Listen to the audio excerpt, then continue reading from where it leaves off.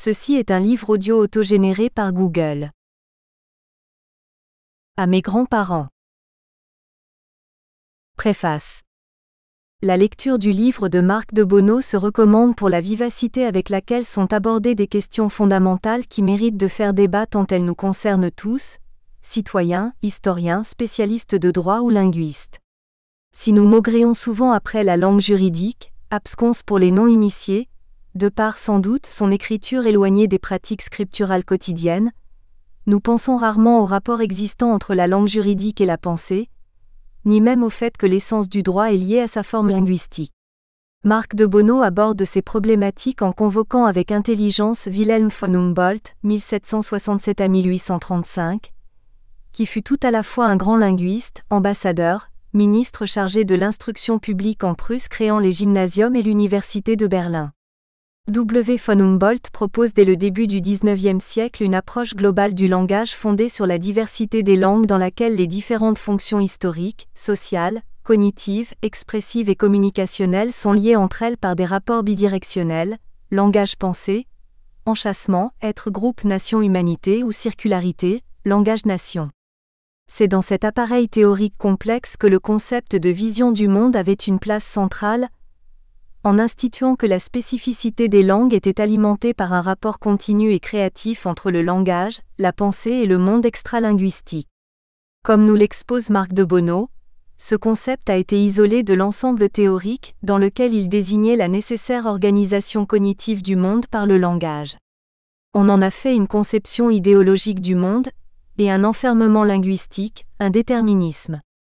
Nous découvrons en lisant Marc de Bono que l'histoire du droit en Europe peut s'analyser à l'aune de son positionnement par rapport à la théorisation du lien langage-pensée. De même la proposition pour une langue du droit européen, la promotion du français juridique sur des valeurs infondées scientifiquement de clarté de l'expression qui ordonnerait ainsi le monde de façon juste et sensée, le projet européen DILAN, dynamique des langues et gestion de la diversité, l'appel pour une politique européenne de la traduction, la féminisation de la langue et la suppression dans les formulaires administratifs français de l'appellation mademoiselle sont autant d'actes et des apostrophes. Initiatives contemporains qui se comprennent par rapport à la nature des liens que l'on postule entre le linguistique et la pensée.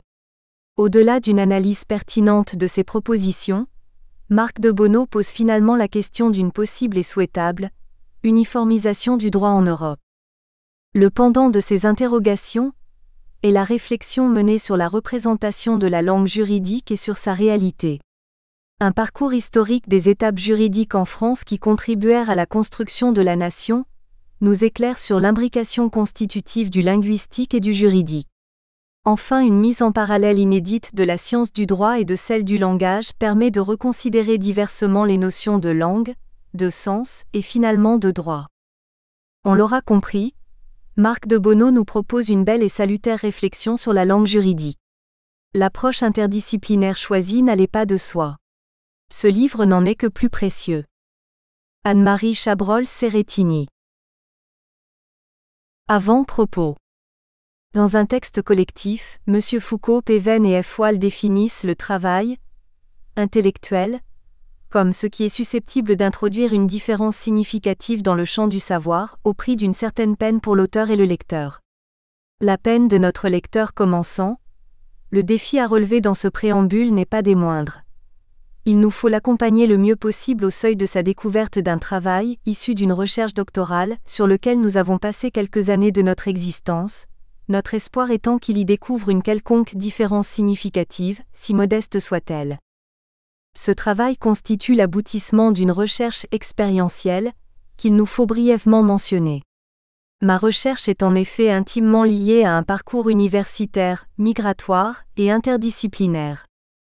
Ma formation universitaire a commencé à la faculté de droit, où je suis peu à peu passé d'un enseignement marqué par l'acquisition d'un savoir très cumulatif lors des premières années, à une prise de distance théorique lors de mon diplôme d'études approfondies, DEA, à l'Université de Paris. Cette formation, qui faisait la part belle à l'histoire et à la théorie juridique, m'a permis d'acquérir une vision renouvelée d'une discipline trop souvent réduite à son technicisme. Ce fut aussi le lieu de mon initiation à la recherche universitaire.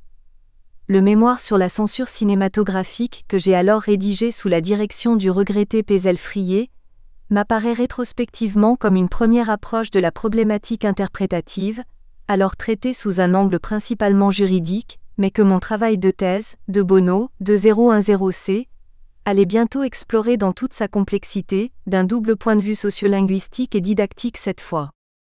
Un certain intérêt pour la problématique altéritaire est une autre dimension de ce parcours antérieur. Intérêt qui m'apparaît aujourd'hui comme le bourgeon des questions que je développe dans cet ouvrage.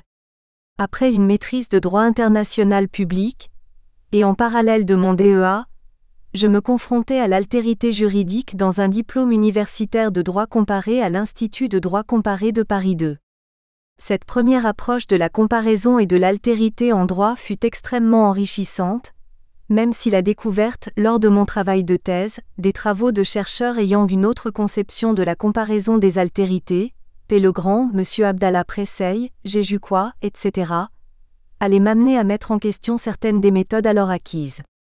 Les enjeux du comparatisme linguistico-culturel, au travers notamment des théories de la relativité linguistique, comportent nombre d'intersections avec le droit.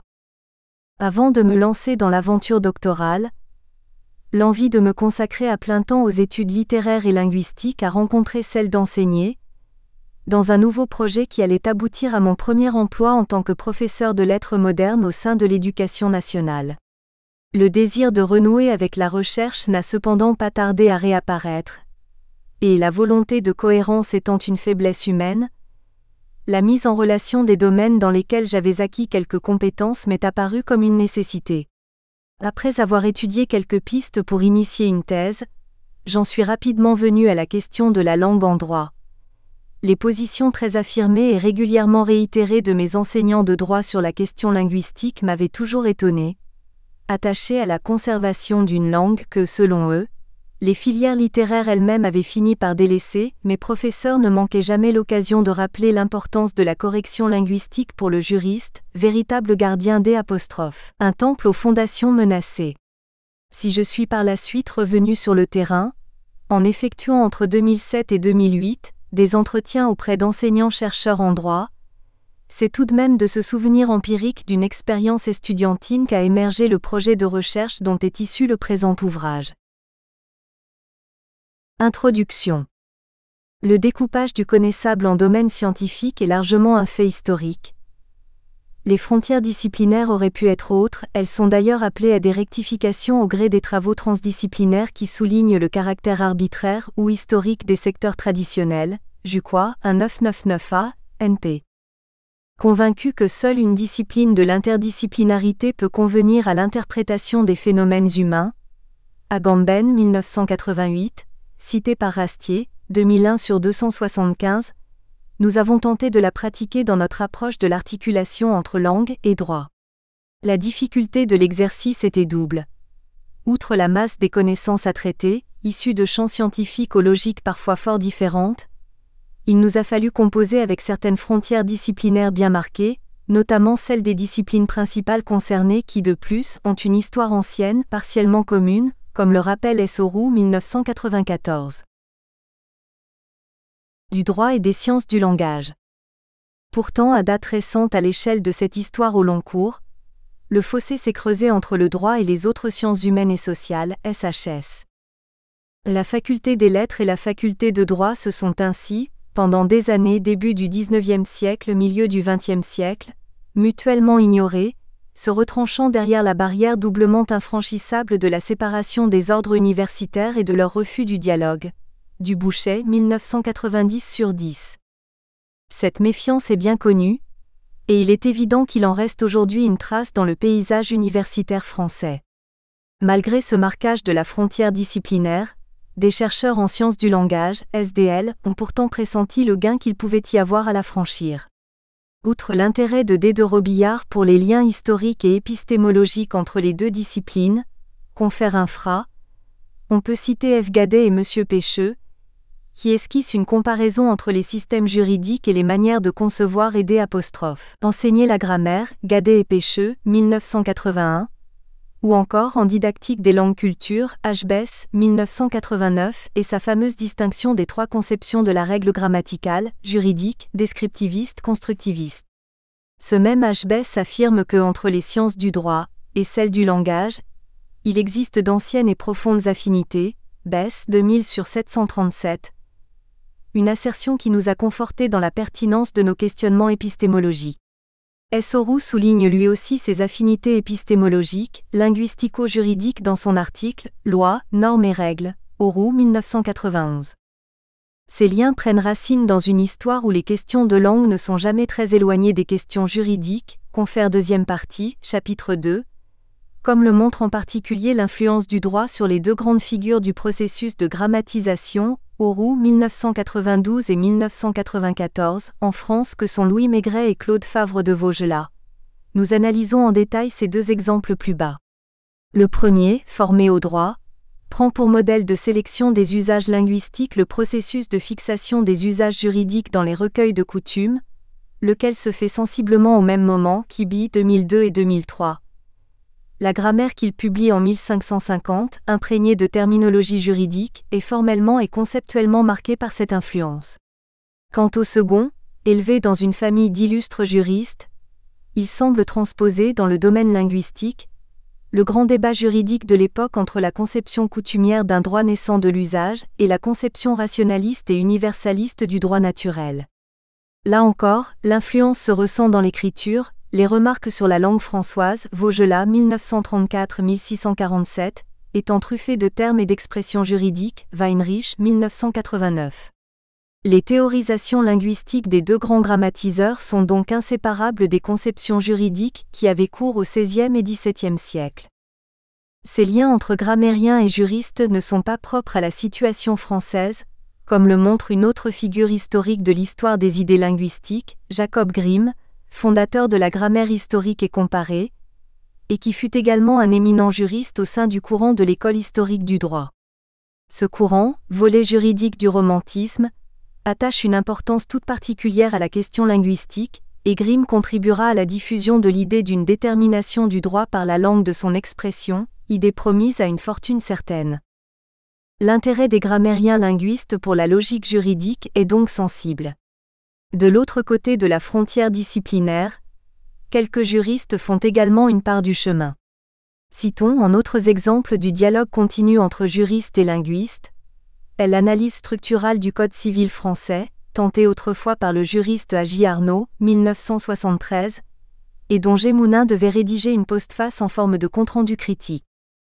Néanmoins, la recherche jurilinguistique, qui s'est beaucoup développée chez les juristes canadiens autour de la question des contacts, de l'interpénétration des langues et des droits, semble moins évidente de ce côté-ci de l'Atlantique.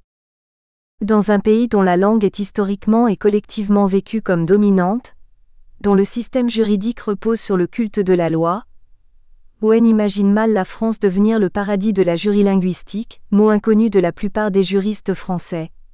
Lamette et Moreto 2006 sur 335-336.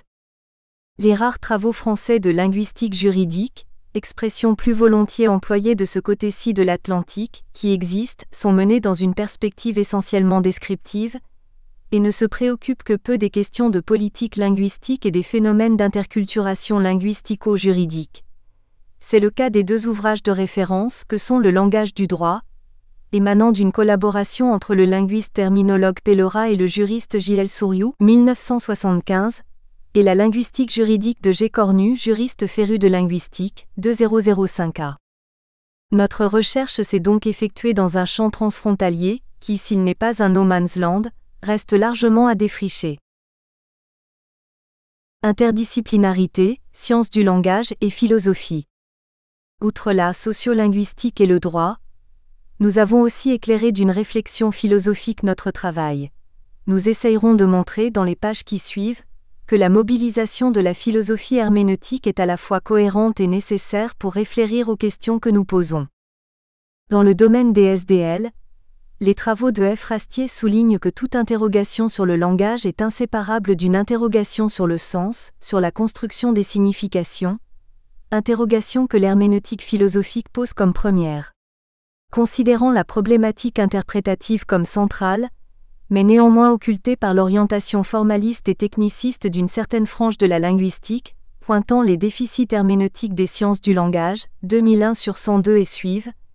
F. Rastier propose de les pallier par une herméneutique matérielle, visant à réintroduire la problématique de l'interprétation au centre des sciences du langage, idem, 99. On trouve une conviction comparable dans l'exploration des apports de l'herméneutique, de la réflexivité dans le domaine des SDL, confère les contributions dans Robillard, dir. 2009b, une approche qui considère la perspective interprétative comme à la fois complémentaire et antagonique des postures technolinguistiques, Robillard 2008a 248. Dans le domaine juridique, les questions linguistiques sont également inséparables de l'interrogation herméneutique, et l'on retrouve une tension très similaire à celle existante en SDL entre certains juristes herméneutes, Dworkin, Legrand, Legendre, Host, etc., et les technojuristes dominants s'affrontant sur la question de l'élaboration des significations. Présentation de l'ouvrage. Ce travail commence par une étude approfondie des théorisations des rapports entre langue et droit. Première partie. Il s'agit ici de poser les bases d'une réflexion générale sur les fonctions d'un déterminisme linguistique humboldtien dans le domaine du droit.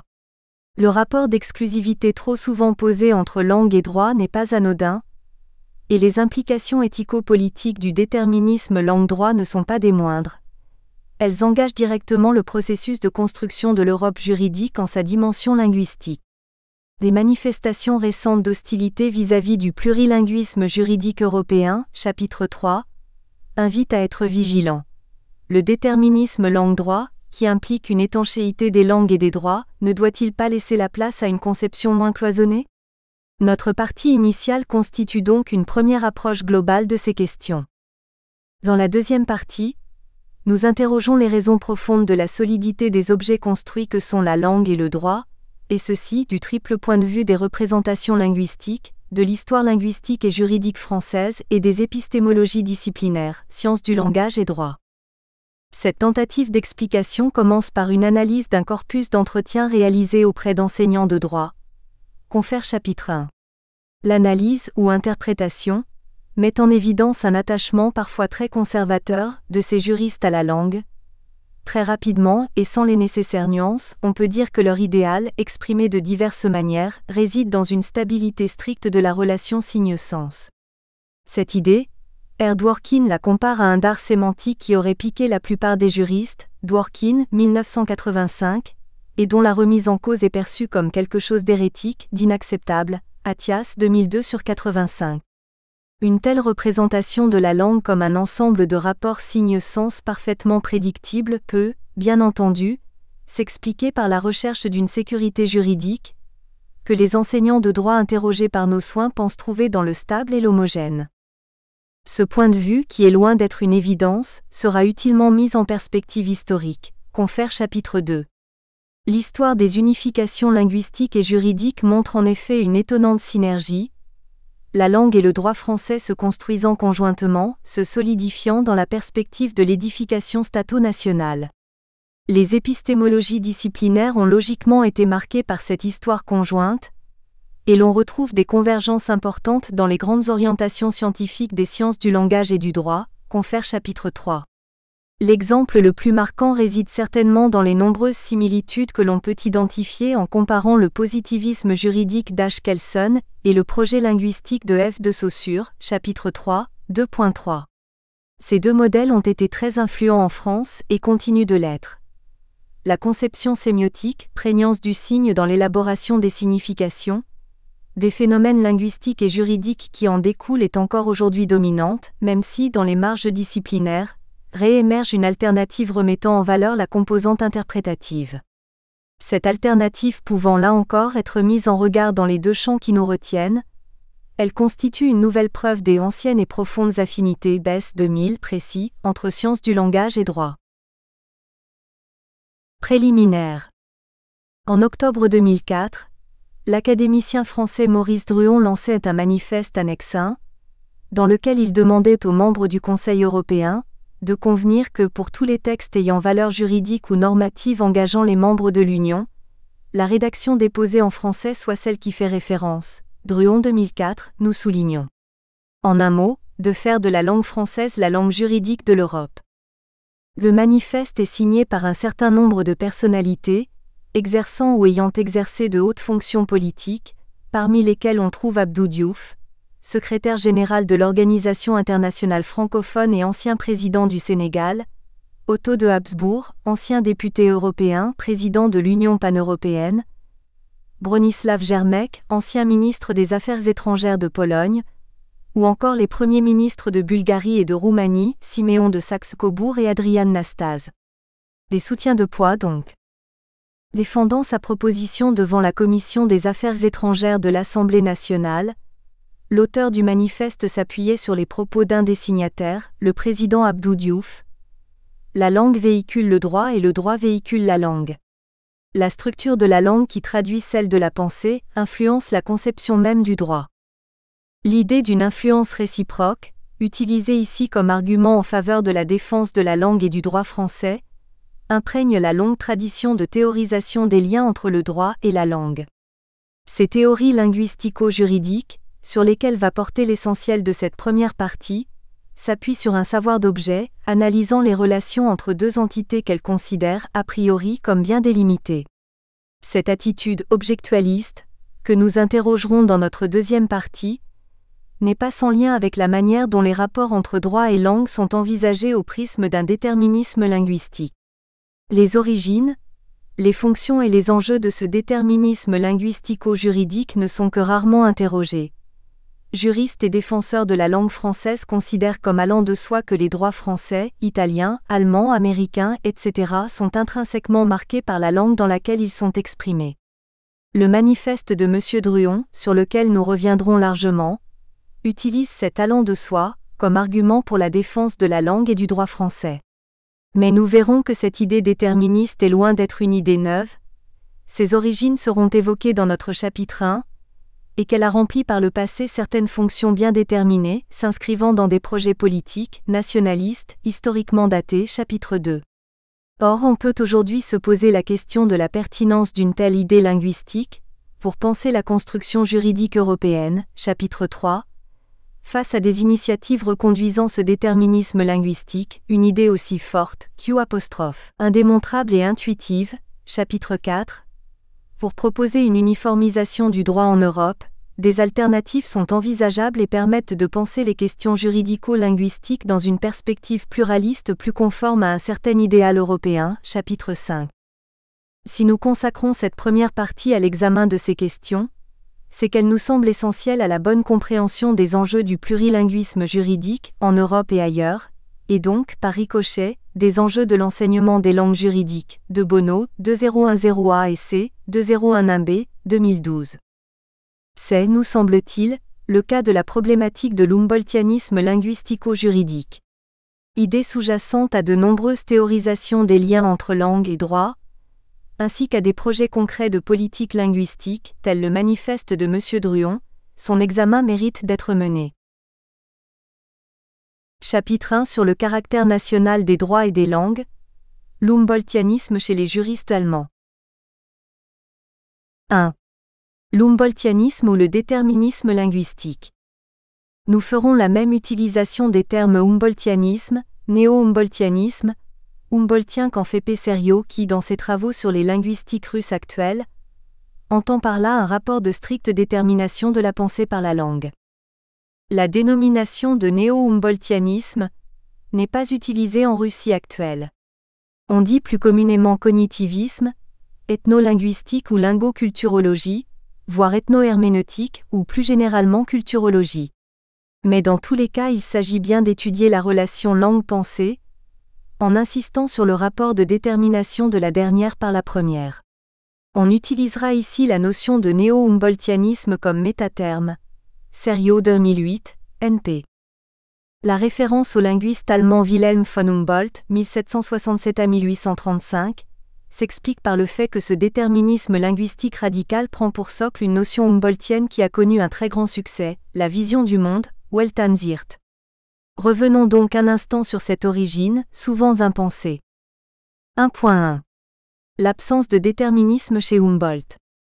Il faut bien comprendre, et c'est là un point essentiel, que ce déterminisme strict est une interprétation en forme de radicalisation de la réflexion humboldtienne concernant les rapports entre langue et pensée qui ne sont pas. C'est l'opinion de la plupart des spécialistes du linguiste allemand conçu par Humboldt en termes déterministes. Ils rompt en cela avec toute une tradition de catégorisation datant des XVIe et XVIIe siècles européens. Selon le tour pris par sa formation, une langue reçoit une certaine aptitude à accomplir telle ou telle opération de l'esprit. Il serait pourtant erroné, comme on a pourtant été tenté de le faire, de séparer les langues et de les assigner, les unes à la fiction, les autres à la philosophie, d'autres encore aux activités immédiatement pratiques, etc. Humboldt 2000/161. C'est à travers le concept de vision du monde qu'Humboldt développe l'idée d'une subjectivité linguistique, déjà présente dans l'ancienne notion de génie de la langue, mais qui avait donné lieu aux catégorisations qu'il entend dénoncer. Il s'en démarque donc nettement. Si cette vision, propre à chaque langue, limite le regard porté sur le monde, elle est loin d'être une prison de la pensée. Traban 1992/51, comme le relève Détoire dans son commentaire de l'ouvrage de Humboldt sur le caractère national des langues. Les éléments linguistiques se disposent de telle ou telle façon, les visions du monde, ce qui n'empêche aucun locuteur de quelque langue que ce soit de formuler tout le pensable et de traduire toutes les expériences possibles. Toire, glossaire, in Humboldt 2000/181. Nous soulignons. Humboldt ne manque pas d'expliciter les raisons de son absence de déterminisme. D'une part, l'individu, par son utilisation personnelle, exerce une violence contre le pouvoir de la langue, contre son fascisme pour reprendre la célèbre formule de Barthes, en la modifiant continuellement. L'utilisation personnelle de la langue relève pour Humboldt du discours, lequel est un espace de liberté individuelle. En situant la finalité de la langue dans le discours, Humboldt donne ainsi le dernier mot, c'est le cas de le dire, à l'individu, qui construitait et reconduitait le système de représentation du monde. Chabrol-Cerettini 2007b, 96. La notion de discours constitue un angle mort dans l'histoire de la réception de la notion de vision du monde. Les interprétations humboldtiennes, déterministes, du concept résonnent en termes de langue, de système et non de discours, d'individualité. D'autre part, l'individu peut dépasser les limites de sa propre vision du monde, grâce à sa faculté linguistique universelle, qui lui permet d'apprendre d'autres langues. C'est un argument qui sera opposé à l'hypothèse Sapir-Whorf, ou plutôt à l'interprétation déterministe qui en a été faite. La langue n'est donc pas une prison. Elle le serait si les individus ne pouvaient s'enrichir d'autres langues en les apprenant, mythe de Babel, ou encore s'il existait sur Terre une langue universelle et unique, mythe du Jardin d'Éden de la langue adamique. 1.2. Weltansirt et Weltanschauung. Il convient ici de s'arrêter un instant sur cette importante distinction. La formation du monde par la langue ou vision du monde, Weltansirt, n'est pas une conception du monde, Weltanschauung, un ensemble d'affirmations sur le monde tenues pour vraies. Pour la plupart des spécialistes de la pensée du linguiste allemand, c'est la confusion entre ces deux notions qui serait à l'origine de l'interprétation déterministe relativiste de sa pensée. Telle est la position de Détoire qui décèle cette radicalisation des thèses de Humboldt aussi bien chez Leo Wegerber que dans l'hypothèse Sapir-Whorf, dont il dénonce l'ethnolinguistique de tendance relativiste. Toire, glossaire, in Humboldt 2000/180. À M. Chabrol-Cerettini reprend cette analyse. Chez Humboldt, la définition de la langue liée de façon circulaire à la pensée, une nation et la vision du monde empêche de parler de déterminisme ou de conditionnement. La vision du monde n'est qu'une saisie particulière du monde par la langue, indispensable et inhérente à l'homme. Elle n'est en aucun cas une Weltanschauung, une conception du monde, un discours, un cadre de pensée organisé et rigide sur le monde. Chabrol-Cerettini 2007a, NP, c'est l'auteur qui souligne.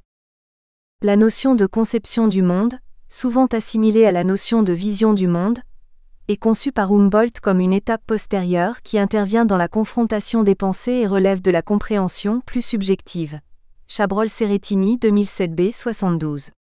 La langue n'est pas conception, compréhension déjà formée, mais vision, c'est-à-dire précompréhension de monde, saisie particulière qui ne saurait enfermer, déterminer la compréhension du locuteur. Toire, glossaire, in Humboldt 2000/182. Notons que dans l'explication de cette importante nuance, et à la différence de Détoire, à M. Chabrol-Cerettini épargne Beowulf. Ce sont pour elles les interprétations radicalisation, dans un sens strictement déterministe, de leurs thèses respectives, qui rapprochent Humboldt de son lointain successeur, lequel a donné son nom avec Sapir à la célèbre hypothèse dite de la relativité linguistique.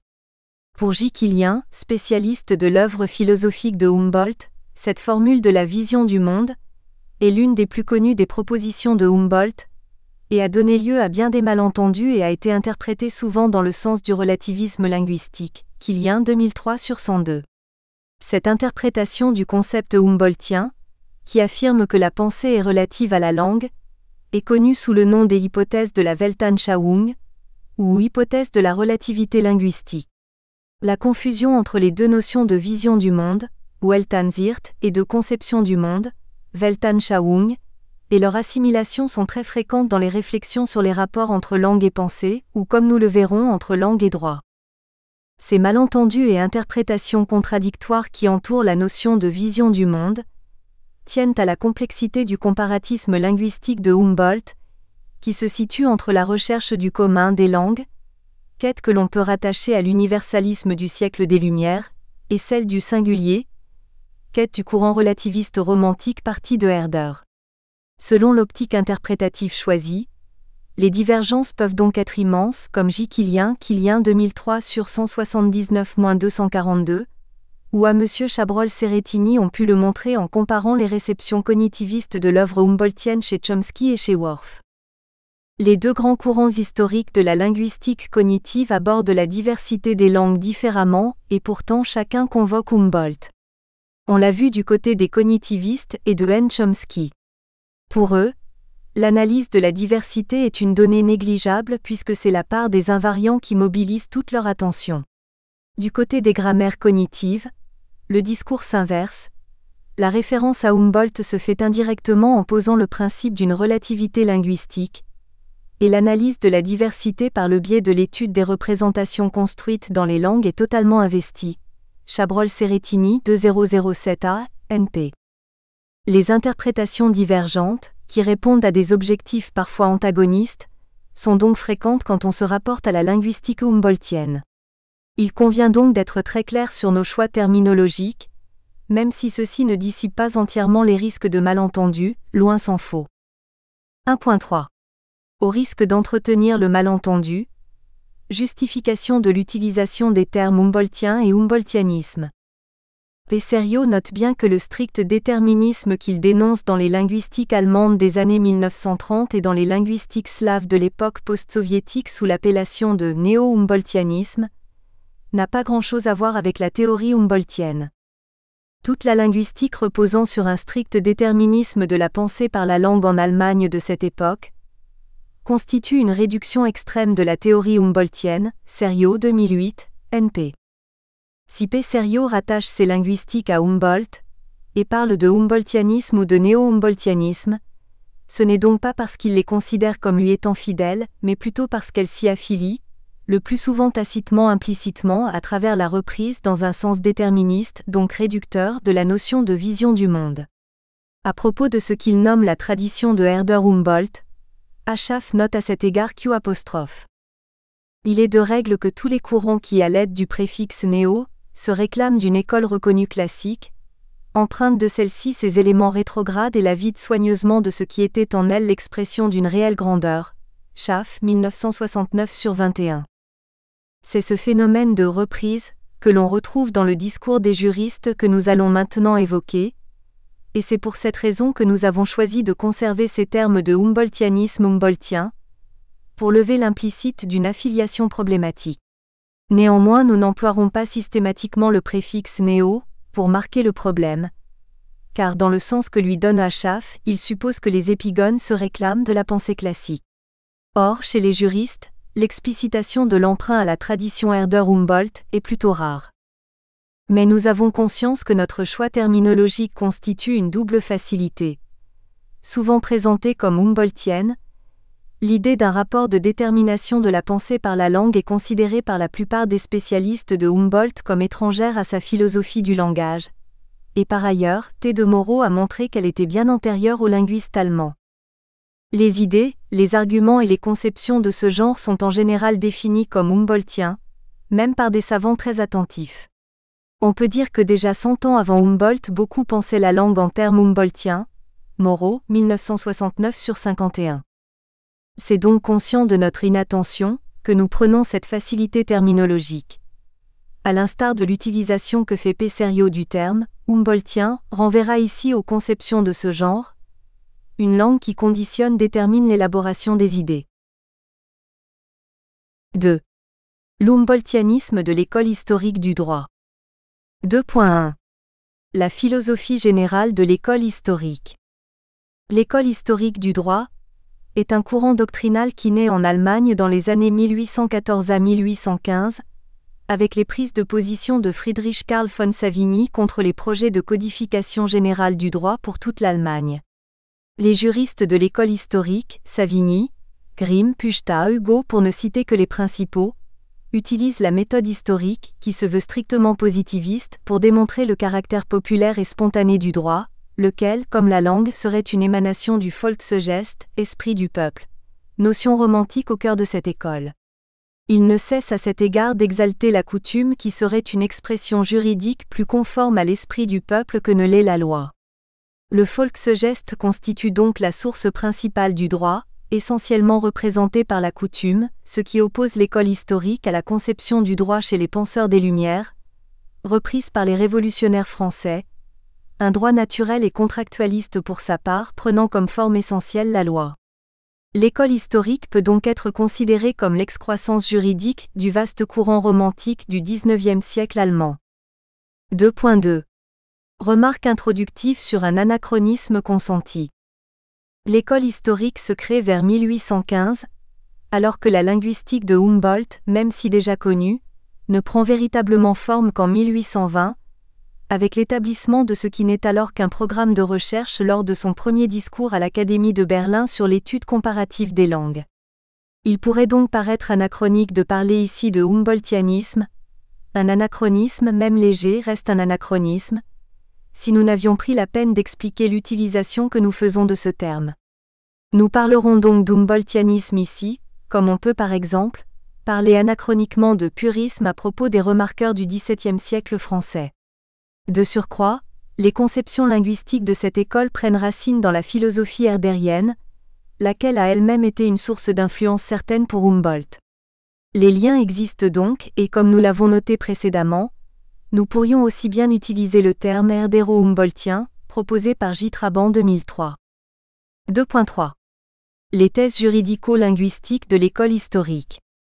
L'école historique est souvent présentée comme le moment où le romantisme fait son irruption dans le droit à travers la notion de Volksgeist. Le parallèle entre droit et langue s'inscrit dans cette recherche mystique de l'esprit populaire. 2.3.1. Le parallèle droit-langue. Il s'agit en effet pour les juristes allemands de retrouver la présence de l'âme immémoriale du peuple dans son droit et sa langue. Dans cette quête, Jacob Grimm, juriste et philologue, porte un même intérêt au champ ethnologique, linguistique, littéraire et juridique. Aujourd'hui encore, les mœurs, les façons de parler et les habitudes des habitants n'ont pu se détacher entièrement ni des anciennes traditions orales, ni de la fraîche nature des lois anciennes. Dans le langage et les façons de vivre de l'homme du peuple de chez nous subsistent encore des traces des temps les plus reculés. Tonla 1912/290. Tout le monde sait que Grimm, en tant que philologue, ira chercher les anciennes traditions orales germaniques et les restituera dans ses célèbres contes. Moins connue est sa recherche de la fraîche nature des lois anciennes. La cohérence de ses recherches est pourtant très forte, et le lien entre les travaux littéraires, linguistiques et juridiques de Grimm se révèle explicitement dans son ouvrage de la poésie dans le droit, où il met en relief la profonde solidarité du droit et de la poésie, Dufour, 1974/164. 2.3.2. Un parallèle au cœur de l'école historique. Loin d'être anecdotique, ce parallèle est central dans la constitution de l'école historique, comme le rappelle G. Marini. Avec le parallèle entre droit et langage, nous touchons au cœur de la doctrine de l'école historique du droit, Marini 1972/173. C'est même une des particularités de cette école, que d'avoir autant travaillé ce parallèle.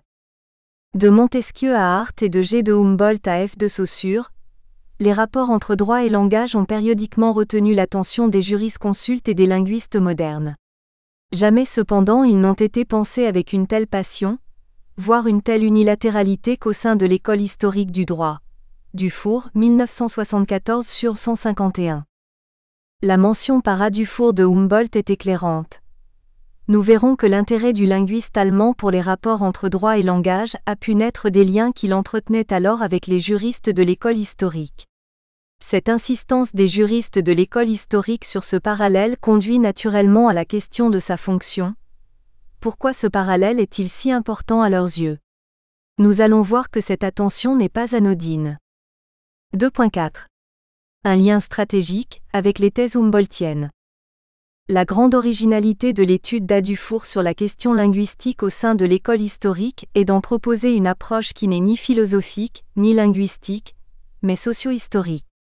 L'objectif affiché est en effet d'élucider le sens et les raisons profondes.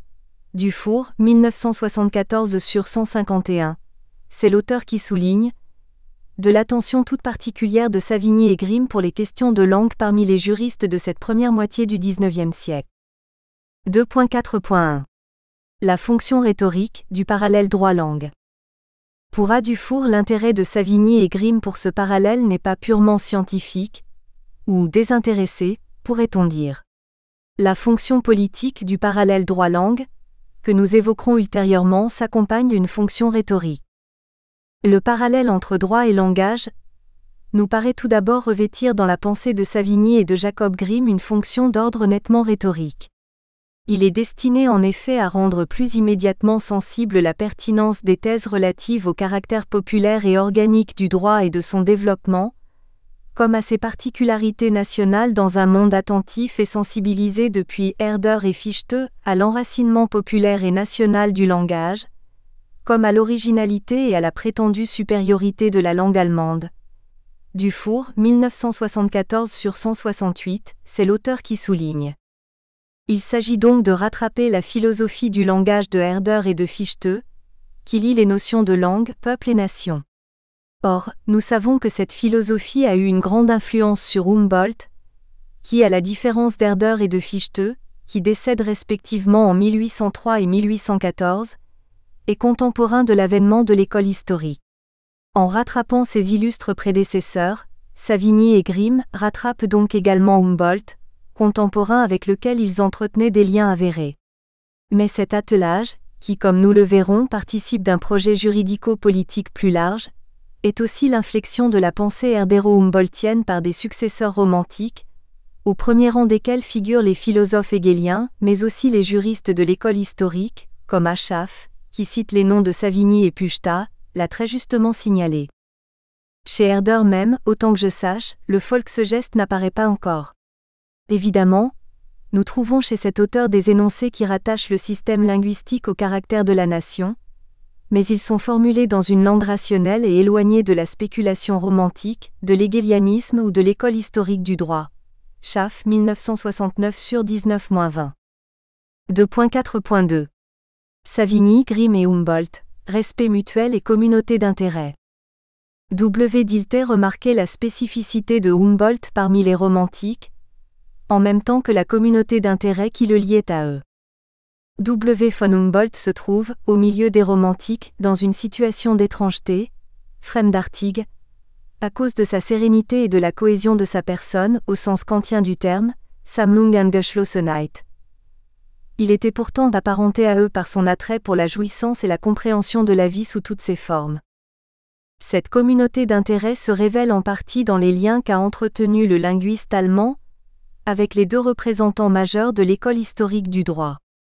D'abord et de manière évidente avec Jacob Grimm qui, au moment des premiers pas de Humboldt en linguistique, était avec Bopp, le grand représentant de la grammaire germanique, historique et comparée, alors triomphant.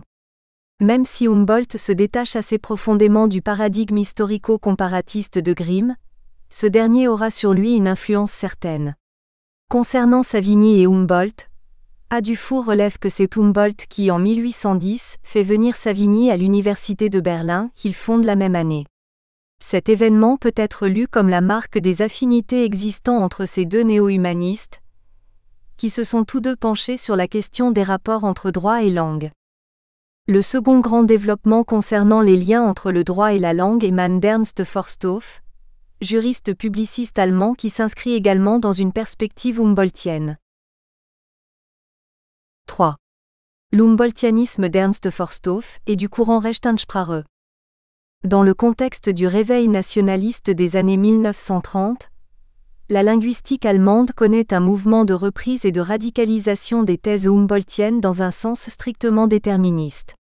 La théorie développée par L.V. Gerber d'une image du monde par la langue, ou Weltbild der Sprache, image qui s'impose à l'individu et à laquelle il ne peut se soustraire, est l'exemple le plus caractéristique du déterminisme radical qui a cours dans la linguistique allemande de cette époque. Cet humboldtianisme radicalisé se retrouve dans la réflexion juridique allemande autour de la question Rechthansprache, dont Ernst Forsthoff est à cette époque le chef de file.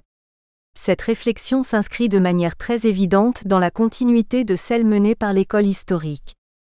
E.P. Abba, chercheur à la Fondation Alexander von Humboldt, naturaliste, frère de Wilhelm, ce qui n'est pas la moindre des coïncidences, a présenté un panorama de l'importante réflexion qui s'est tenue à partir des années 1940 en Allemagne autour de la question des rapports entre Rechthansprache. C'est assez largement en accord avec l'idée d'une influence de la langue sur la conceptualisation juridique, que ce chercheur, tout en prenant largement ses distances avec une orientation ultranationaliste, nous présente la pensée de celui qu'il considère comme le plus influent représentant de ce courant Rechthansprache, Ernst Forsthoff. Nous aimerions montrer ici, à travers l'analyse de quelques points saillants, en quoi cette pensée s'inscrit dans une filiation humboldtienne. 3.1. Filiation humboldtienne et radicalisation. Le déterminisme de Forsthoff dans son approche du langage juridique. C'est dans un ouvrage daté de 1940, intitulé Rechthansprache. Prolegomena zu einer richterlichen Hermeneutik, que Forsthoff développe son approche de la langue juridique. Il y établit un lien d'influence très étroit entre le droit et son langage. Le droit, qui relève de l'esprit, ne devient effectif qu'à travers son expression linguistique. C'est à travers une analyse du rôle de la langue dans le travail législatif que Forsthoff met en évidence le rapport de conditionnement, qu'il considère comme réciproque, entre langue et esprit. Voici comment E.P. Abba résume la pensée de Forsthoff. La loi est essentiellement Setzung, fixation, détermination, établissement, un acte constitutif s'accomplissant dans la langue et avec la langue. Dans son extériorisation, le mot est création et expression de l'esprit. L'un est au service de l'autre. Mais étant donné que l'esprit ne peut devenir conscient de soi-même et des objets que par des mots, la forme d'expression lie l'esprit. La langue possède une énergie propre. Toutefois, le rapport de conditionnement entre esprit et langue est réciproque. Abba 1974/265, nous soulignons. Pour Forsthoff, et c'est là le cœur de son approche, l'essence même du droit est donc déterminée par sa mise en forme linguistique. Le droit, en tant qu'esprit, n'est pas indépendant de la langue dans laquelle il s'exprime. Nous percevons ici l'influence de la pensée humboldtienne sur Forsthoff. Mais c'est une relecture déterministe de Humboldt. La forme lie l'esprit, celui-ci est conditionné par la langue. On notera à cet endroit une autre marque d'affiliation humboldtienne, la langue comme énergie propre. À côté de la langue comme vision du monde, c'est une autre célèbre formule de Humboldt. La langue saisie en son être réel est quelque chose de constamment et à chaque instant passager. Elle-même n'est pas une œuvre ergone, mais une activité energeia. Humboldt 1974/183. Cette conception de la langue comme activité, et non comme système de signes, est ce qui a souvent amené à opposer Humboldt à Saussure, voir sur ce point, Killian 2003/85-113. Ce que nous retiendrons de cette reprise de la conception humboldtienne de la langue comme énergie, comme activité par Forsthoff, c'est surtout une preuve supplémentaire de son affiliation à la pensée du grand linguiste allemand. L'humboldtianisme de Forsthoff, sa lecture déterministe de Humboldt, est également perceptible dans sa distinction des types de législation dans leur rapport à l'éthos. 3.2. Humboldtianisme et variabilité du conditionnement selon le rapport à l'éthos des types de législation. Une des originalités de la pensée de Forsthoff consiste à mettre en évidence le caractère variable de l'influence de la langue sur le droit. L'intensité du conditionnement linguistique est mise en relation avec le degré de participation du droit à l'éthos, à une vision du monde, particulière. Il distingue à cet égard deux types de législation. La législation de type décisionniste, qui tranche d'un point de vue pratique des questions qui ne sont pas essentiellement liées à l'éthos. On peut par exemple faire entrer dans cette catégorie les réglementations commerciales. La législation de type créatrice est, quant à elle, bien plus étroitement rattachée à l'éthos. C'est le cas du droit de la famille ou encore du droit pénal, secteurs du droit qui sont liés de manière très évidente à une idée éthique. Le législateur serait ici moins libre dans ses choix, cette idée éthique n'admettant pas la possibilité d'un choix libre des solutions juridiques. Or, la langue participe en elle-même de cet ethos qui bride le pouvoir législatif. Porteuse d'une vision du monde particulière, elle s'impose aux rédacteurs de la loi de type créatrice. On retrouve parfois cet argument d'une gradation de l'influence linguistique en fonction des secteurs du droit dans l'explication actuelle du maintien de particularismes locaux, en ces temps de développement des systèmes juridiques supranationaux et d'intensification des échanges économiques, facteur d'une uniformisation, réelle ou fantasmée, des droits. Mais on voit à quel point cette distinction est empreinte de romantisme, dans le sens où c'est la participation au Volksgeste qui la dicte. Le droit de la famille ou le droit pénal, comme les contes populaires récoltés par Jacob Grimm, participerait davantage à cet esprit que le droit des affaires ou la littérature allemande d'expression française du XIXe siècle. Du début du XIXe siècle aux années 1940, les liens langue-droit ont été théorisés en Allemagne à l'ombre de Humboldt, dans une continuité remarquable qui nous amène à nous interroger sur les fonctions de la liaison humboldtienne, langue-droit chez les juristes allemands de ces deux périodes historiques. Chapitre 2 Approche fonctionnelle de l'humboldtianisme jurilinguistique. Lier langue et droit, pourquoi faire ? Réflexion sur la trilogie langue-droit-nation. Pour comprendre la fonction qu'assignent les juristes allemands au lien droit-langue, il est nécessaire d'ajouter un terme à ce duo, la nation. 1. Romantisme, nationalisme et construction de l'État-nation allemand. 1.1. Humboldt, Herder, Fichte, Grimm, la langue comme thème central de l'éveil national allemand. Dans son ouvrage Langues et nations en Europe, de Bajoni rappelle le rôle joué par la langue, ou plutôt par les grammairiens, philologues, linguistes et philosophes du langage, dans l'éveil national allemand. Ce lien langue-nation n'est pourtant pas une découverte de cette époque, comme le rappelle Tullio de Moro. Herder, Fichte, Humboldt et autres romantiques mineurs ne furent donc pas inventeurs de l'idée de l'unité de langue et nation, mais héritiers plus ou moins qualifiés d'une tradition historique lointaine. Il est vrai pourtant qu'à l'époque romantique, on s'est réclamé de cette idée avec une fréquence et une passion ignorées jusque-là. La cause de ce fait n'a pas été intellectuelle ou littéraire, mais essentiellement politique. À partir de la seconde moitié du XVIIIe, dans tout l'Occident, le principe de nationalité devient la motivation dominante de la vie politique. La langue devient la bannière des peuples sujets. Moro 1976 sur 3-4, cité par Bajoni 1997 sur 201-202, nous soulignons. Plus qu'à sa redécouverte, c'est donc plutôt à l'envahissement du discours scientifico-politique par cette thématique de la langue bannière de la nation, auquel on assiste à cette époque, envahissement qui marque l'urgence de la préoccupation. Il est certain qu'à partir de 1789, l'écrivain ou le penseur, bientôt le linguiste, Humboldt et Grimm en Allemagne, Manzoni et Ascoli en Italie, Bréal en France, sont préoccupés par les causes nationales, et notamment par les problèmes tournant autour de la langue nationale, avec une urgence inconnue jusque-là, Bajoni 1997 sur 202. Le nationalisme touchera donc particulièrement les linguistes allemands, parmi lesquels Bajoni cite les comparatistes Bopp, Grimm, mais aussi Humboldt et Schleicher. Le constat de Bourdieu quant à la théorie linguistique de Humboldt, pour injuste qu'il soit avec le penseur allemand, nous reviendrons sur les intentions nationalistes qui sont fréquemment prêtées à Humboldt, et similaires. La théorie linguistique de Humboldt s'est engendrée dans la célébration de l'authenticité linguistique du peuple basque et l'exaltation du couple langue-nation. Bourdieu 2001 sur 75. Les études linguistiques remplissent donc une fonction politique de premier ordre. C'est dans cette même optique que les juristes de l'école historique vont s'intéresser à la langue. 1.2. La fonction politico-juridique du parallèle droit-langue chez Savigny et Grimm, nationalisme et lutte contre la codification. On l'a vu, une des fonctions du parallèle droit-langue est de rattraper Herder et Humboldt. Mais ce rattrapage n'est pas fortuit, il remplit une fonction politique. Lutter contre l'impérialisme universaliste de la codification napoléonienne, et participer par là à l'éveil de la conscience nationale allemande. 1.2.1. Contexte. Le projet de codification comme événement déclencheur.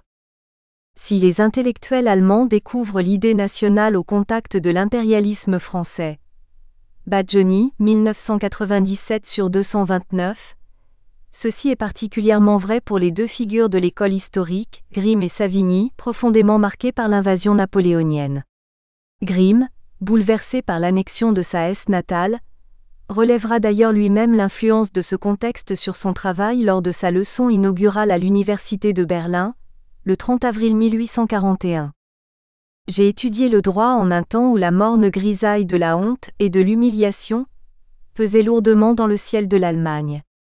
Je cherchais consolation et réconfort dans l'histoire de la littérature et de la langue allemande. C'était une arme de défense invisible contre l'arrogance de l'ennemi. Malgré des inclinations assez fortement divergentes, néo-humanisme juridique chez Savigny, romantisme patriotique chez Grimm, les deux juristes vont unir leurs forces contre le projet de codification du droit allemand que certains juristes allemands francophiles appelaient de leur vœu. C'est donc le rejet d'un modèle juridique exogène, le Code Napoléon, qui amène Savigny et Grimm à mettre en parallèle les systèmes linguistiques et juridiques. 1.2.2. Le parallèle langue-droit, une arme de défense contextuelle contre la codification.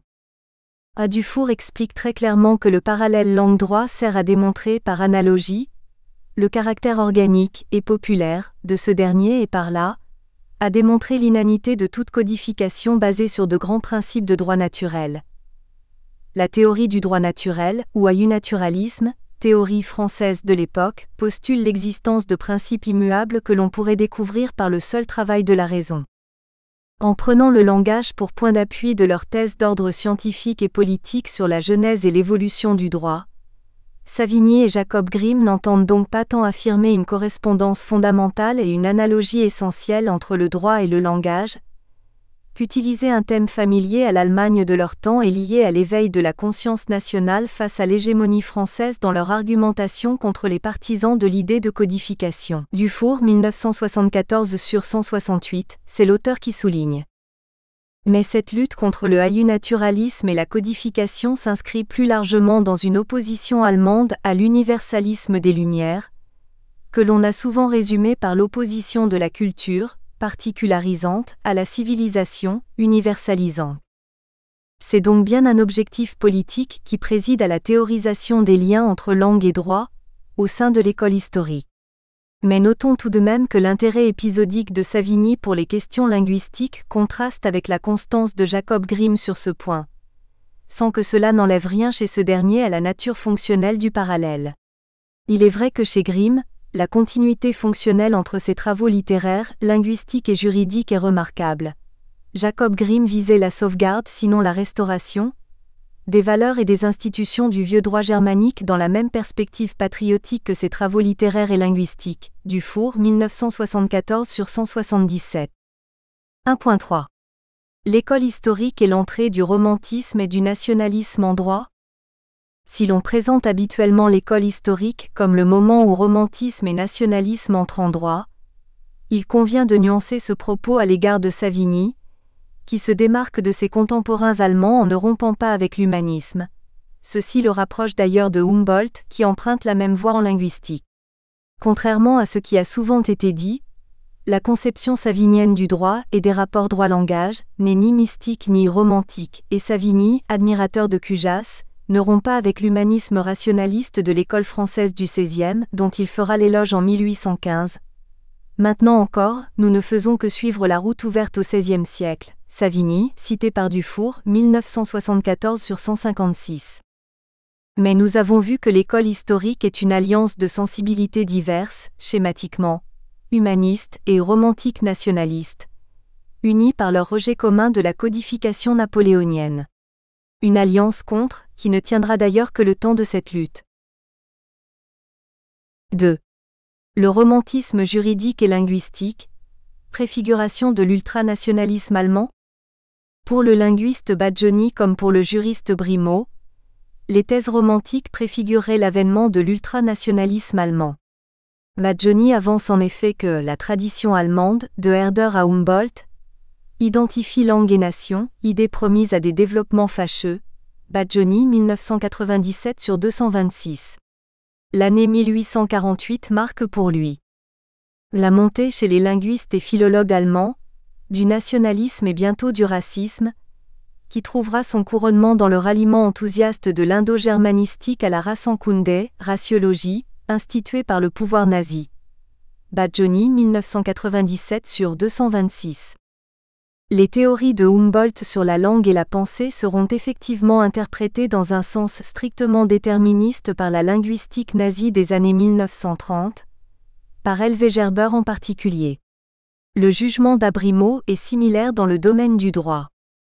Dans l'histoire de la philosophie du droit et de l'État, la doctrine de Savigny, en plaçant à la base des institutions un élément mystique et romantique, le Volksgeste, a hélas préparé l'avènement des théories totalitaires du national-socialisme. Brimaut, 1968 sur 160-161. Pour A. Dufour, cette conclusion de Brimaut est excessive, au moins en ce qui concerne Savigny, et nous avons vu qu'il ne fallait pas oublier que celui-ci était un fervent néo-humaniste. En revanche, le romantisme patriotique de Jacob Grimm annonce bien davantage les dérives à venir, comme le montre cette exaltation mystique de l'ancien droit germanique. Les vestiges de notre vieux droit germanique respirent encore un rude et sauvage esprit de liberté, mais qui ne manque pas de noblesse. Nous pouvons ajouter avec fierté et simplicité, il recèle encore notre chair et notre sang. Grimm cité par Dufour, 1974 sur 164-165. Rudesse, caractère sauvage, liberté, noblesse, chair et sang. Les termes clés de l'idéologie nationale-socialiste sont presque tous là. S'il semble donc excessif de présenter l'école historique dans son ensemble, et particulièrement Savigny, comme étant directement à l'origine du droit nazi, ce dernier se construit néanmoins en partie à partir d'une interprétation de l'œuvre des juristes du début du XIXe siècle allemand, et notamment sur le point précis des rapports entre droit et langue. Ce n'est pas un hasard si l'autre grand développement théorique allemand concernant les rapports entre Recht und Sprache émanera, dans les années 1930 à 1940, d'Ernst Forsthoff, juriste qui, nous allons le voir, a entretenu des liens plus qu'étroits avec l'idéologie nationale-socialiste. 3. Les théories Recht und Sprache relues au regard de l'ultranationalisme d'Ernst Forsthoff. 3.1. Un théoricien du droit national-socialiste. Ernst Forsthoff a été le disciple du sulfureux Carl Schmitt, spécialiste de droit public et théoricien de l'État, dont l'œuvre est bien connue en France pour être régulièrement au centre d'intenses polémiques sur son réinvestissement par les publicistes français. Schmitt fut en effet le théoricien majeur du droit nazi, et échappa de peu au procès de Nuremberg. L'œuvre de Forsthoff s'inscrit donc dans le contexte d'élaboration d'une théorie de l'État nazi, à laquelle il contribua avec la publication en 1933, alors qu'il appartenait au mouvement des jeunes conservateurs, de son opuscule au titre explicite, L'État total. Der Totalstaat, seul livre à avoir jamais porté ce titre selon J.P. Fay, 1972 sur 269. Derrière cette formule concept attribuée à Schmitt se cache très schématiquement l'idée d'abolition des lignes de partage État-société-peuple et droit moral.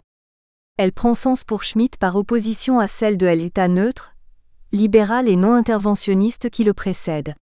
Dans son introduction au langage totalitaire, J.P. Fay présente cette formule comme emblématique du discours nazi qui se développe en Allemagne à cette époque, Fay 2003 sur 57.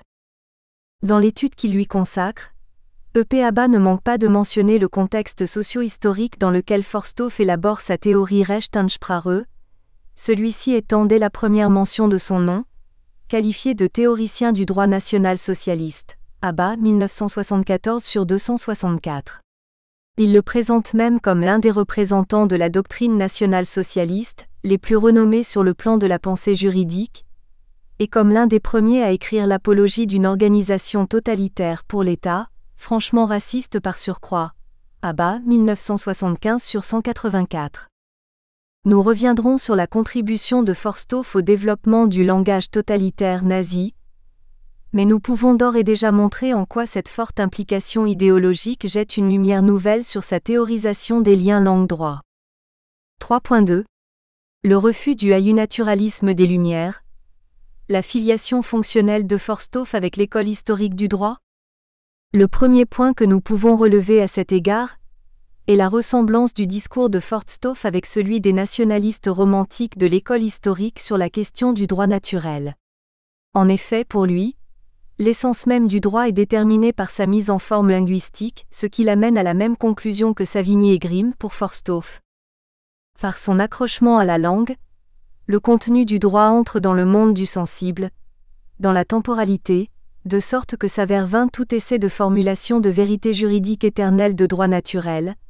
Abba, 1974 sur 266, nous soulignons. L'analyse du droit d'un point de vue linguistique permet donc de porter la contradiction au sein d'un courant de pensée issu des Lumières françaises, le haïu-naturalisme ou théorie du droit naturel. Cette contestation linguistique des théories haïu-naturalistes tient en deux propositions. Le droit ne peut préexister à son expression linguistique qui lui est consubstantielle.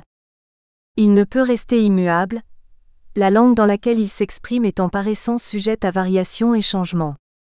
Le droit est donc un phénomène essentiellement historique, et ce, de par son ancrage linguistique. À cette analyse, la théorie haïu-naturaliste oppose la conception classique d'un langage juridique, instrument.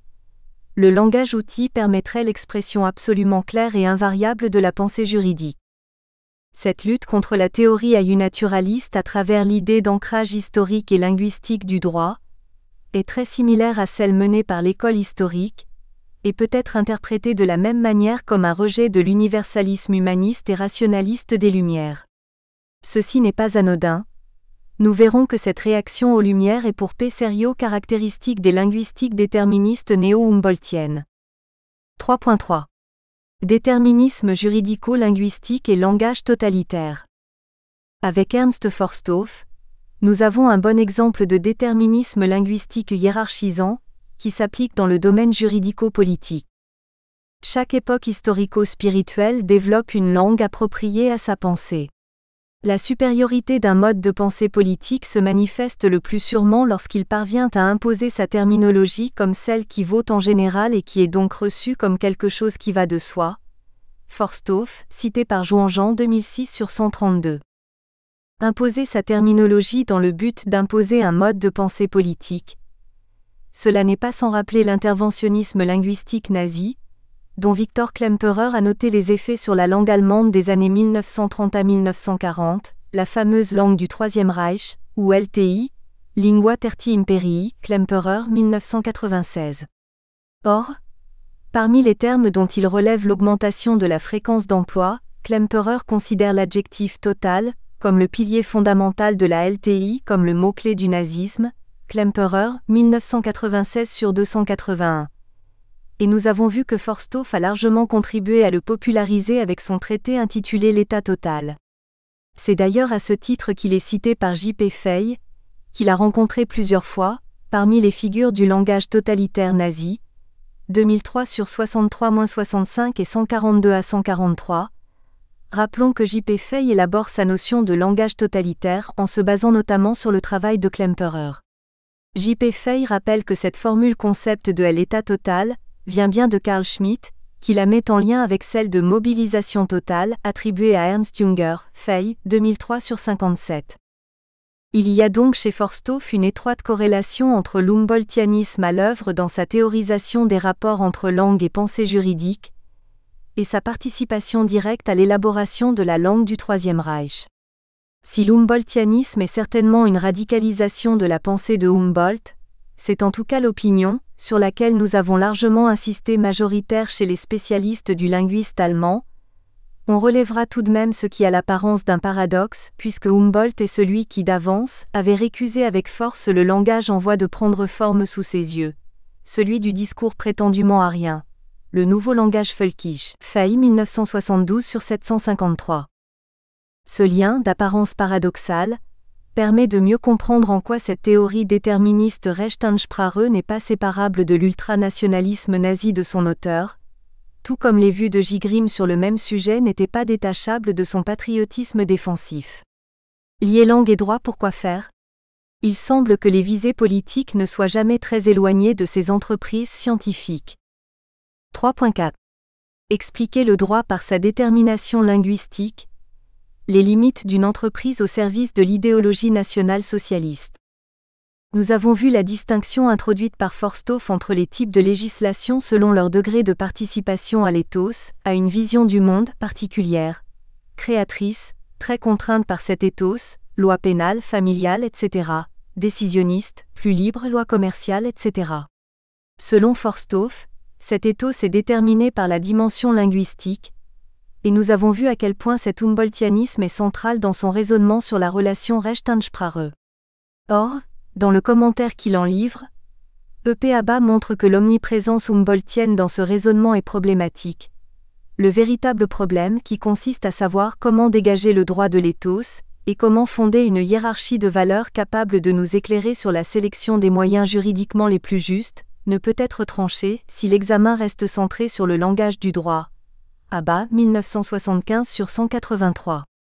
Il en va de même pour l'explication de l'effet social de la législation, à savoir son caractère obligatoire. Cela est impossible à justifier du seul point de vue du langage juridique, idem. Les limites d'une explication du droit par le seul langage sont donc assez évidentes et voulues. Ce vague ne revient certainement pas à une sorte de naïveté de Forsthoff, mais il sert comme idéologie dans le cadre du national-socialisme, idem. Ce vague est en fait révélateur d'une utilisation idéologique de la détermination linguistique. Pour Pesserio, cette imprécision est caractéristique des discours néo-humboldtiens dans les linguistiques de l'Est européen. Indémontrable, le déterminisme linguistique ne peut se présenter que comme affirmation, intuition. Ce qui ne l'empêche aucunement de remplir sa fonction, servir des discours à tendance nationaliste et identitaire, Serio 2008. C'est exactement le cas avec la théorie Rechthansprache de Forsthoff. D'une part, ce que Forsthoff nous dit de la nature du droit, il ne le tire guère de l'examen du langage juridique lui-même, mais il le présuppose pour celui-ci. Abba, 1975 sur 184. D'autre part, la notion d'éthos, de vision du monde, est en effet suffisamment peu précise pour autoriser toutes les réponses possibles aux questions juridiques concrètes qui se posent aux législateurs, et on peut se douter des solutions que préconisait alors Forsthoff. C'. Était un droit bâti en fonction d'un éthos ayant comme contenu les idées centrales de la doctrine nationale socialiste. Abba, 1975 sur 183-184. L'humboldtianisme que nous avons relevé chez Forsthoff n'est donc qu'un prétexte pour mieux fonder l'éthos nazi. La conclusion d'Abba est sur ce point sans appel. Toute idéologie est par nature envahissante. Il n'y a donc rien d'étrange à ce que certaines idées de base du national-socialisme aient trouvé une occasion de s'affirmer même sur un terrain aussi particulier qu'une étude du langage juridique. Idem. Surtout, sur un tel terrain, serait-on tenté de rectifier, après ce que nous avons vu à propos de l'intérêt intéressé de l'école historique pour la question des liens langue-droit. Ces utilisations d'une théorie linguistique radicalisée, l'humboldtianisme, mise au service d'idéologies nationalistes et totalitaires, n'ont pas été le fait des seuls juristes et linguistes allemands. On retrouve en particulier de telles interprétations chez les linguistes russes de l'époque post-soviétique. La comparaison ne manque pas de révéler un certain nombre de points communs. Nous espérons que vous avez apprécié cet aperçu. Pour continuer à écouter ce livre audio sur Google Play Livres, utilisez le lien dans la description de la vidéo.